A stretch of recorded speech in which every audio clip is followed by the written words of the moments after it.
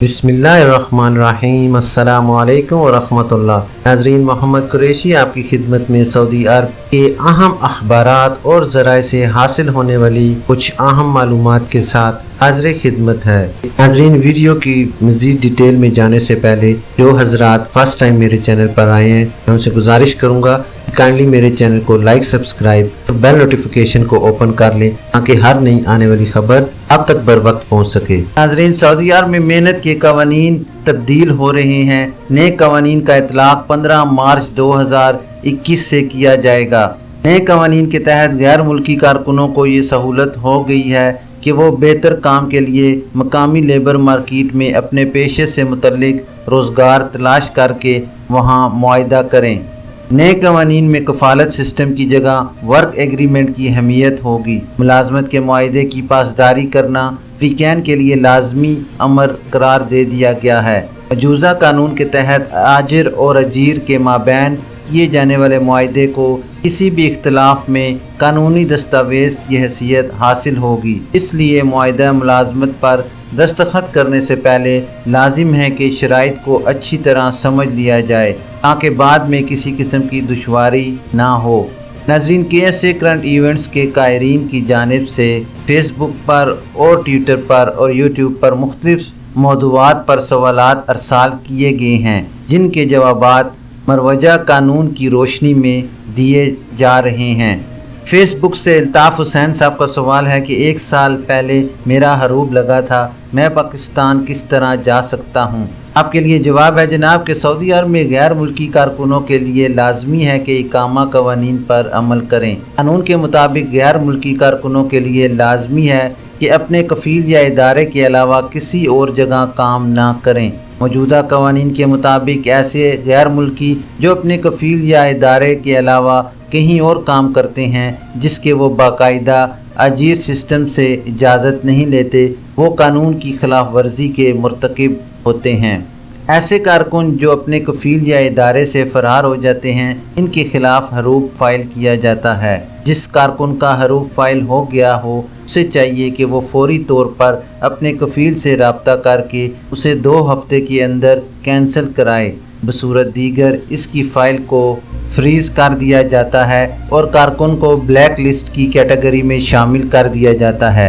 आपके केस में हरूब 1 साल पहले लगा था और आपने कोई कार्रवाई नहीं की, इसलिए आपकी फ़ाइल भी फ्रीज़ कर दी गई है।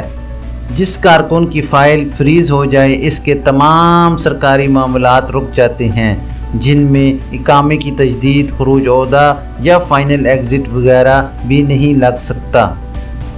हरूब वाले कारकुन जब तक अपने मामलात को दुरुस्त नहीं कराते, यानी उन इल्ज़ामात को ख़त्म नहीं कराते जो इन पर आयद किए गए हैं, इनका खरूज नहाए नहीं लगाया जा सकता। आपको चाहिए कि सफारत खाने के शोबा वेलफेयर से रब्ता करें ताकि मामले को कानूनी तौर पर हल करके आपका खरूज नहाया लगाया जा सके। याद रहे नाजरीन कि मुमलकत से डिपोर्ट होने वालों को मुख्तलिफ मुद्दत के लिए मुमलकत में ब्लैक लिस्ट कर दिया जाता है। वो इस दौरान किसी दूसरे वीज़े पर मुमलकत वापस नहीं आ सकते। डिपोर्ट किए जाते वक्त मुद्दत का तयन करके कारकुन को भी मुतला कर दिया जाता है। नाज़रीन, दूसरा सवाल है अब्दुल्ला हमीदी साहब का कि कफ़ील से शिकायत हो तो मसले के हल के लिए किस से रब्ता किया जा सकता है? आपके लिए जवाब है जनाब कि सऊदी अरब में वज़ारत अफरादी क़ुव्वत और समाजी बहबूद आबादी, जिसे मादी में वज़ारत मेहनत कहा जाता था, की जानिब से लेबर कोर्ट्स मुकर्रर की गई हैं, जिनके ज़ैली इदारे तस्फिया अल अमालिया कहलाते हैं। आजिर और अजीर के माबैन इख्तलाफात दूर करने वाली कमेटी। मज़कूरा कमेटी पर ऑनलाइन शिकायत दर्ज कराई जा सकती है। अगर कफ़ील की जानिब से तनख्वाह अदा ना की जा रही हो या दीगर मामलात में इख्तलाफ होने की सूरत में सबूत के साथ इस्लाही कमेटी से रुजू किया जा सकता है। इस्लाही कमेटी की जानिब से कफ़ील को नोटिस जारी किए जाते हैं। अगर वो नहीं आता तो दूसरा नोटिस जारी किया जाता है। तीसरे नोटिस पर भी ना आए तो कमेटी मुनासिब फैसला कर देती है। नाजरीन, याद रहे कि कानून के मुताबिक अगर कारकुन का इकामा या वर्क परमिट ایکسپائر ہو اور اسے مسلسل 3 ماہ تک تنخواہ بھی نہیں ملی تو اس صورت میں کمیٹی فوری طور پر دوسری جگہ کفالت کی تبدیلی کے احکامات صادر کر دیتی ہے۔ حمید خان صاحب کا سوال ہے کہ میرے ایک دوست کا 3 سال سے اقامہ ختم ہے اور خروج نہائی بھی لگا ہوا ہے، اس کا کیا ہوگا؟ آپ کے لیے جواب ہے جناب کہ جیسا کہ آپ نے کہا کہ دوست کا 3 سال سے اقامہ ختم ہے اور خروج نہائی بھی لگا ہوا ہے، اس سے یہ معلوم ہو رہا ہے کہ آپ کے دوست نے خروج نہائی یعنی فائنل ایگزٹ حاصل کرنے کے بعد مملکت سے نہیں گیا اور اس دوران خروج نہائی بھی ایکسپائر ہو گیا، کیونکہ خروج نہائی اس وقت تک نہیں لگ سکتا جب تک اقامہ ایکسپائر ہو۔ آپ کے دوست نے اقامہ قوانین کی خلاف ورزی کی اور وقت پر مملکت سے نہیں گیا، اس صورت میں اس کا قیام غیر قانونی ہے۔ جیسا کہ آپ نے بتایا کہ اقامہ بھی 3 سال سے ایکسپائر ہو چکا ہے، اس کا مطلب یہ ہے کہ کفیل سے خروج نہائی لینے کے بعد آپ کے دوست نے اس سے رابطہ بھی نہیں کیا، جو غلط ہے۔